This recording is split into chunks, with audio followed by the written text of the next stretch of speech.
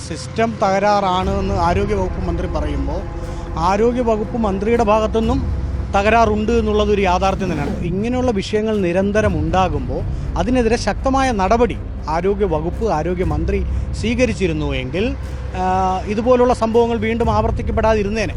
കുറ്റക്കാരായി പറയുന്ന ഡോക്ടർമാരെ, ആരോഗ്യ പ്രവർത്തകരെ രക്ഷിക്കാനാണ് ഈ സമിതിയെ നിയോഗിക്കുന്നത്. അമേരിക്കയിൽ നിന്ന് പോലും ഇവിടെ സഹായം ചോദിച്ച് വിളിക്കുന്നുവെന്ന് പറഞ്ഞ് PR നടത്തിയ ഒരു വകുപ്പാണ് ആരോഗ്യവകുപ്പ്. പ്രൈവറ്റ് ഹോസ്പിറ്റലിൽ പോയി കഴിഞ്ഞാൽ വലിയ തുകകൾ ചിലവാക്കേണ്ടി വരുമെന്നുള്ളത് കൊണ്ട് തന്നെ സാധാരണക്കാർ ആശ്രയിക്കുന്നതാണ് ഗവൺമെൻറ് ഹോസ്പിറ്റൽ. പക്ഷേ ആ ഗവൺമെൻറ് ഹോസ്പിറ്റലുകൾ പോലും ഇപ്പോൾ കൊള്ളയാണ്.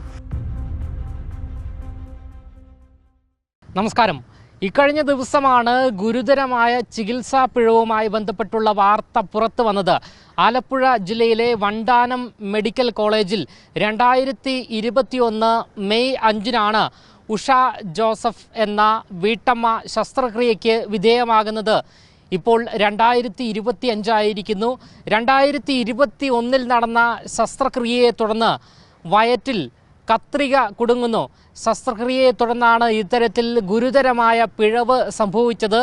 ഇത്രയും വർഷം, അതായത് 4 വർഷത്തിലധികമാണ് ഒരു വീട്ടമ്മ വയറ്റിൽ കത്രിക പേറി നടന്നത്. എന്തായാലും ഗുരുതരമായ ചികിത്സാ പിഴവാണ് ഇവിടെ ഉണ്ടായിരിക്കുന്നത്.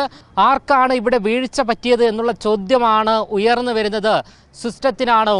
ഈ വിഷയത്തിൽ ഇപ്പോൾ മറുനാടനോട് പ്രതികരിക്കുകയാണ് യൂത്ത് കോൺഗ്രസിന്റെ സംസ്ഥാന നേതാവായ ശ്രീ മഹേഷ്. ഇത് തീർച്ചയായിട്ടും രണ്ട് കൂട്ടരുടെ ഭാഗത്തും തകരാറുണ്ട്. അതായത് സിസ്റ്റം തകരാറാണെന്ന് ആരോഗ്യവകുപ്പ് മന്ത്രി പറയുമ്പോൾ ആരോഗ്യവകുപ്പ് മന്ത്രിയുടെ ഭാഗത്തുനിന്നും തകരാറുണ്ട് എന്നുള്ളതൊരു യാഥാർത്ഥ്യം തന്നെയാണ്. കാരണം നിരന്തരമായി ഇതുപോലുള്ള പ്രശ്നങ്ങൾ റിപ്പോർട്ട് ചെയ്യുമ്പോൾ അതിനെതിരെ ശക്തമായി നടപടിയെടുക്കേണ്ട ആരോഗ്യവകുപ്പ് ആ നടപടികൾ സ്വീകരിക്കുന്നില്ല എന്നുള്ളത് ഒരു യാഥാർത്ഥ്യമാണ്. ഇപ്പോൾ ഏറ്റവും ഒടുവിൽ വന്നതാണ് വീട്ടമ്മയുടെ വയറ്റിനകത്ത് കത്രിക. ഇതിനു മുന്നേ ഇവിടെ തന്നെ തിരുവനന്തപുരത്ത് നെഞ്ചിനുള്ളിൽ ഗൈഡ് വയർ ഓപ്പറേഷൻ ഇതിനിടയ്ക്ക് കുടുങ്ങി അവിടെ അതിനകത്ത് ഇരുന്ന വിഷയം വന്നു. അതിനെതിരെ ശക്തമായ നടപടി സ്വീകരിച്ചിട്ടില്ല.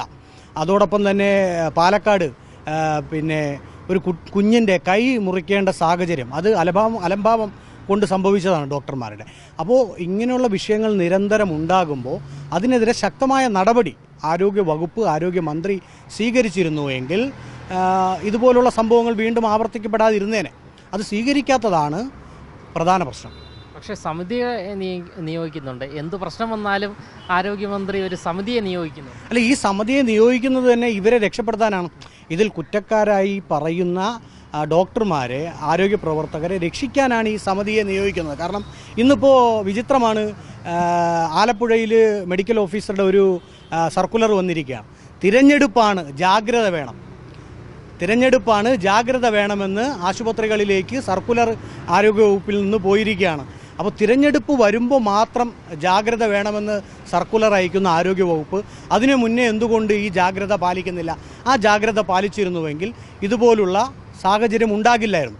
അപ്പോൾ സമിതിയെ രൂപീകരിക്കുന്നുണ്ട്. പക്ഷേ ആ സമിതി കൊടുക്കുന്ന റിപ്പോർട്ടിന്മേൽ അത് കൃത്യമാണെങ്കിൽ കൃത്യമായ നടപടി സ്വീകരിക്കുന്നുണ്ട്. ഇപ്പോൾ കഴിഞ്ഞ ദിവസം നെടുമങ്ങാട് ഒരു പ്രസവത്തിനിടെ കുഞ്ഞു മരണപ്പെട്ട സംഭവമുണ്ടായി.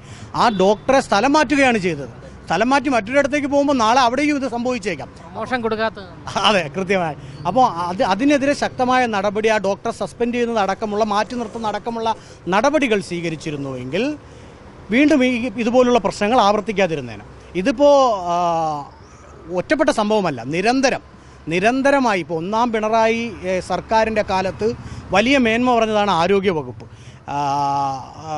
ശൈലജ ടീച്ചർ ആരോഗ്യവകുപ്പ് മന്ത്രിയായിരിക്കും. അമേരിക്കയിൽ നിന്ന് പോലും ഇവിടെ സഹായം ചോദിച്ച് വിളിക്കുന്നുവെന്ന് പറഞ്ഞ് PR നടത്തിയ ഒരു വകുപ്പാണ് ആരോഗ്യവകുപ്പ്. പക്ഷേ കോവിഡ് ഫലപ്രദമായി നോക്കിയെന്നാണ് പറയപ്പെടുന്നത്. പക്ഷേ എന്താണ് പിന്നീട് വന്ന കണക്കുകൾ അനുസരിച്ച് മഹാരാഷ്ട്ര കഴിഞ്ഞാൽ ഏറ്റവും കൂടുതൽ കോവിഡ് മരണം റിപ്പോർട്ട് ചെയ്യപ്പെട്ടിട്ടുള്ളത് കേരളത്തിലായിരുന്നു. അത് കേന്ദ്ര സർക്കാരിൻ്റെ ആനുകൂല്യങ്ങൾ കിട്ടുന്നു എന്ന് പറഞ്ഞപ്പോഴാണ് ഈ കണക്കുകളെല്ലാം പുറത്തു വന്നു തുടങ്ങിയത്. അപ്പോൾ 1-ാം പിണറായി സർക്കാരിൻ്റെ കാലത്ത് ഈ ആരോഗ്യവകുപ്പിൻ്റെ കെടുകാര്യസ്ഥത തുടർന്നുവെങ്കിൽ 2-ാം പിണറായി സർക്കാരിൻ്റെ കാലത്ത് ഇത് ദുരന്തമായി മാറിയിരിക്കുന്നു.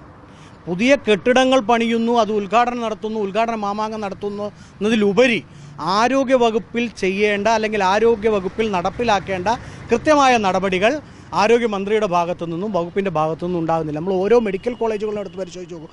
കാലാകാലങ്ങളിൽ ആ മെഡിക്കൽ കോളേജുകളിൽ കൊണ്ടുവരേണ്ട പരിഷ്കരണങ്ങൾ, വികസനങ്ങൾ കൊണ്ടുവരുന്നില്ല എന്നുള്ളതൊരു യാഥാർത്ഥ്യമാണ്. തിരുവനന്തപുരം മെഡിക്കൽ കോളേജിൽ ഒരു ബെഡിൽ 3-4 രോഗികൾ കിടക്കേണ്ട അവസ്ഥ.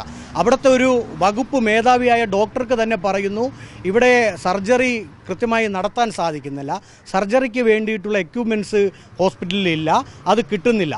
ഇപ്പോൾ കഴിഞ്ഞ ദിവസം എനിക്ക് നേരിട്ടുണ്ടായ ഒരു അനുഭവം, എൻ്റെ വീട്ടിനടുത്ത്, ഞാനൊരു പൊതുപ്രവർത്തകനായതുകൊണ്ട് വീട്ടിനടുത്തൊരു യുവതി സഹായവുമായി തേടി വന്നു. എന്താണ് അവർ ആവശ്യപ്പെട്ടത്? അവർ അവരുടെ കൈ ഫ്രാക്ചറായി. ജനറൽ ഹോസ്പിറ്റലിലും മെഡിക്കൽ കോളേജിലും പോയപ്പോൾ ആ കൈ സർജറി ചെയ്യാനായിട്ട്, ഒടിഞ്ഞ എല്ലിൽ സർജറി ചെയ്യാനായിട്ട് 47,000 രൂപ ചിലവ് വരുമെന്ന് ഡോക്ടർ പറഞ്ഞിരിക്കുക. ഒരു സാധാരണക്കാരായ വീട്ടമ്മ, വീട്ടുജോലിക്ക് പോയി 2 കുട്ടികളെ വളർത്തുന്ന ഒരു വീട്ടമ്മയ്ക്ക് 47,000 രൂപ കൊടുത്ത് സർജറി ചെയ്യാനുള്ള അവസ്ഥ അവർക്കില്ല. അപ്പോൾ ആ തരത്തിലേക്ക് ഇവിടുത്തെ ആരോഗ്യരംഗം മാറിയിരിക്കുന്നു എന്നുള്ളതാണ് യാഥാർത്ഥ്യം. ഈ തകരാർ ഇന്നോ ഇന്നലെയോ തുടങ്ങിയതല്ല. അതുകൊണ്ട് തന്നെ പൊതുജനങ്ങൾ ഇപ്പോൾ ഭയപ്പെടുകയാണ്. എങ്ങനെയാണ് നമ്മൾ മെഡിക്കൽ കോളേജിൽ പോയി ഇത്തരത്തിൽ ചികിത്സ തേടുക, അല്ലെങ്കിൽ സർജറി ചെയ്യുക എന്നുള്ളതല്ലേ? അല്ല, തീർച്ചയായിട്ടും പൊതുജനങ്ങൾ ഇപ്പോൾ സർക്കാർ ആശുപത്രികളെ ആശ്രയിക്കുന്നത് പ്രധാന കാരണം സാമ്പത്തികം ഒരു പ്രധാന പ്രശ്നമാണ്. പ്രൈവറ്റ് ഹോസ്പിറ്റലിൽ പോയി കഴിഞ്ഞാൽ വലിയ തുകകൾ ചിലവാക്കേണ്ടി വരുമെന്നുള്ളത് കൊണ്ട് തന്നെ സാധാരണക്കാർ ആശ്രയിക്കുന്നതാണ് ഗവൺമെൻറ് ഹോസ്പിറ്റൽ. പക്ഷേ ആ ഗവൺമെൻറ് ഹോസ്പിറ്റലുകൾ പോലും ഇപ്പോൾ കൊള്ളയാണ്. അവർക്ക് ചികിത്സിക്കേണ്ട പഞ്ഞിയും സിറിഞ്ചും മരുന്നും ഉൾപ്പെടെ വെളിയിൽ നിന്ന് വാങ്ങിക്കൊടുക്കേണ്ട സാഹചര്യം 1. 2, അവിടെ ചികിത്സയ്ക്ക് പോയാൽ ജീവനോടെ തിരികെ പുറത്തേക്ക് വരാൻ സാധിക്കുമോ എന്നുള്ള ഭയം അവർക്കിപ്പോൾ വന്നിരിക്കുന്നു. അതുകൊണ്ട് തന്നെ കടം വാങ്ങിച്ചും വീട് വിറ്റും സ്വർണം പണയം വെച്ചുമൊക്കെ പ്രൈവറ്റ് ഹോസ്പിറ്റലിൽ ചികിത്സിച്ചാലും കുഴപ്പമില്ല എന്ന് സാധാരണക്കാർ ചിന്തിച്ചു തുടങ്ങിയിരിക്കുന്നു. അത്രത്തോളം സർക്കാർ സംവിധാനം തകിടം മറിഞ്ഞിരിക്കുന്നു എന്നുള്ളത് ഒരു യാഥാർത്ഥ്യമാണ്. മുൻകാലങ്ങളിൽ ഇതിനെല്ലാം പരിഹരിക്കാൻ വേണ്ട നടപടികൾ മുൻ സർക്കാരുകൾ നടപ്പിലാക്കുന്നു. ഇപ്പോൾ തിരുവനന്തപുരത്ത് ഒരു മെഡിക്കൽ കോളേജാണുള്ളത്. അപൂർവമായിട്ടുള്ള തിരക്കാണ് ദിനംപ്രതി ഉണ്ടാകുന്ന രോഗികളുടെ വർധന. അത് മുന്നിൽ കണ്ടുകൊണ്ടാണ് രണ്ടാമതൊരു മെഡിക്കൽ കോളേജ് കേന്ദ്ര സർക്കാരിൻ്റെ അംഗീകാരത്തോടെ എല്ലാ അംഗീകാരങ്ങളും നേടിക്കൊണ്ട് ഇവിടെ ജനറൽ ഹോസ്പിറ്റലിനകത്ത് പുതിയ കെട്ടിട സമുച്ചയം പണിത് ഇന്ദിരാഗാന്ധി മെമ്മോറിയൽ മെഡിക്കൽ കോളേജ് എന്ന് നാമകരണം ചെയ്തു, ഉദ്ഘാടനവും ചെയ്തു. രണ്ടാമത് വന്ന പിണറായി വിജയൻ സർക്കാർ എന്താണ് ചെയ്തത്? അത് പൂട്ടിയിട്ടിരിക്കുക. ഈ നിമിഷം വരെ അത് തുറന്ന് പ്രവർത്തനക്ഷമമാക്കുവാൻ തയ്യാറായിട്ടില്ല. അപ്പോൾ ഇത്രയും ദിനംപ്രതി രോഗികൾ വർദ്ധിക്കുമ്പോൾ രണ്ടാമതൊരു മെഡിക്കൽ കോളേജിൻ്റെ ആവശ്യമുണ്ടെന്നിരിക്കെ അത് തുറന്നു കൊടുക്കുവാൻ പിണറായി വിജയൻ്റെ ധാർഷ്ട്യം, അങ്ങനെ തന്നെ പറയണം, പിണറായി വിജയൻ സർക്കാരിൻ്റെ ധാർഷ്ട്യം അതിന് തയ്യാറാകുന്നില്ല എന്നുള്ളത് ഒരു യാഥാർത്ഥ്യമാണ്. 2, ചികിത്സാ ചെലവുകൾ വർദ്ധിക്കുമ്പോൾ പാവങ്ങൾക്ക് ചികിത്സാ സഹായമെന്നുള്ള നിലയ്ക്ക് കാരുണ്യ ചികിത്സാ സഹായ പദ്ധതി ഉമ്മൻചാണ്ടി സർക്കാരിൻ്റെ കാലത്ത് കൊണ്ടുവന്നു. ആ പദ്ധതി ഉപേക്ഷിക്കപ്പെട്ടിരിക്കുന്നു. സാധാരണക്കാർക്ക് വലിയ തുക മുടക്കി ചികിത്സിക്കേണ്ട സാഹചര്യം വരുമ്പോൾ അവർ ആ തെളിവുകൾ സഹിതം, ആ ചികിത്സാ പേപ്പറുകൾ സഹിതം അപേക്ഷിച്ച് കഴിഞ്ഞാൽ അവർക്ക് ആ ചികിത്സയ്ക്കുള്ള ധനസഹായം അവർക്ക് ലഭ്യമാകുമായിരുന്നു. ഇന്ന് ആ തരത്തിലുള്ള ഒരു ധനസഹായവും ലഭ്യമാകാത്ത സാഹചര്യം കൂടി നമ്മുടെ മുന്നിലുണ്ട്. ഇത്തരം വിഷയങ്ങൾ ഉണ്ടാകുമ്പോൾ മറുവശത്ത് ഡോക്ടർമാരെ എതിർക്കുന്ന ഒരു വിഭാഗമുണ്ട്. അതുകൂടാതെ ആരോഗ്യ വിഭാഗത്തെയും കുറ്റം പറയുന്നുണ്ട്, ആരോഗ്യമന്ത്രിയെ ഉൾപ്പെടെ. പക്ഷേ ഈ ഡോക്ടർമാരെ സംബന്ധിച്ച് ഈ മെഡിക്കൽ കോളേജുകൾ മുട്ടിന് നമ്മുടെ സംസ്ഥാന സർക്കാർ തുടങ്ങുന്നുണ്ട്. പക്ഷേ അവിടേക്ക് ആവശ്യമായ ഡോക്ടർമാരെ നിയമിക്കുന്നുണ്ടോ എന്നുള്ള ചോദ്യമാണ്. ഞാനിന്ന് മനസ്സിലാക്കുന്നത് 400-ലധികം തസ്തികകളിലേക്ക്, അതായത് ഡോക്ടർമാരെ മെഡിക്കൽ കോളേജുകളിലേക്ക് സർക്കാർ ഇതുവരെയും നിയമിച്ചിട്ടില്ല. നിലവിലുള്ള ഡോക്ടർമാർ ഏറെ പ്രതിസന്ധിയിലൂടെയും മനോവിഷമത്തിലൂടെയുമാണ് കടന്നു പോകുന്നത്. അത്തരത്തിലൊരു സാഹചര്യത്തിൽ ഡോക്ടർമാരെ പഴിചാരേണ്ടതുണ്ടോ എന്നുള്ളതാണ്.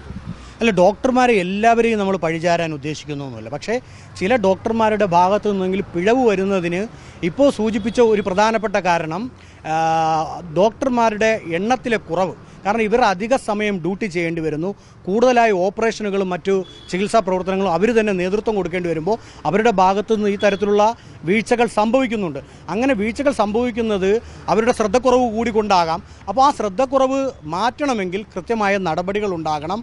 ഈ പറഞ്ഞ കണക്ക് ഒഴിവുള്ള തസ്തികകളിൽ ഡോക്ടർമാരായാലും മറ്റു ആരോഗ്യ വകുപ്പ് ഉദ്യോഗസ്ഥരായാലും നിയമിക്കപ്പെടേണ്ടത്. അതൊന്നും ഈ സർക്കാരിൻ്റെ ഭാഗത്തുനിന്നും ഉണ്ടാകുന്നില്ല. ഇവിടെ മുക്കിന് മെഡിക്കൽ കോളേജ്, ഏത് സർക്കാരാണ് മെഡിക്കൽ കോളേജ് ഉണ്ടാക്കിയത്?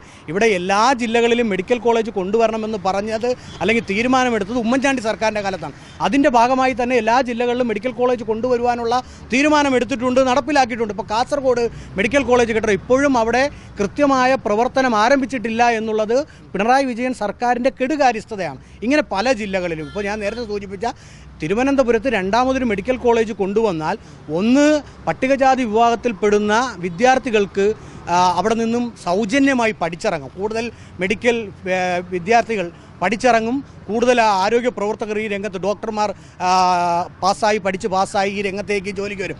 അങ്ങനെയുള്ള സാഹചര്യം പോലും നഷ്ടപ്പെടുത്തിക്കൊണ്ട് ഈ വകുപ്പുകളിലേക്ക്, ഈ തസ്തികകളിലേക്ക് കൃത്യമായ നിയമനം നടത്താതെ വരുമ്പോൾ ഇതുപോലുള്ള വീഴ്ചകൾ യാഥാർത്ഥ്യം സ്വാഭാവികമായും ഉണ്ടാകുമെന്നുള്ള. അപ്പോൾ അത് ആരോഗ്യ വകുപ്പിൻ്റെ കെടുകാര്യസ്ഥയാണ്. യഥാർത്ഥത്തിൽ ഇരുണ്ട ഭരണകാലമെന്ന് പറയുന്നത് കഴിഞ്ഞ 10 വർഷമാണ്. അത് പിണറായി വിജയൻ്റെ 10 വർഷക്കാലത്തെ ഭരണമെന്ന് പറയുന്നത് ഇരുണ്ട ഭരണം തന്നെയാണ്.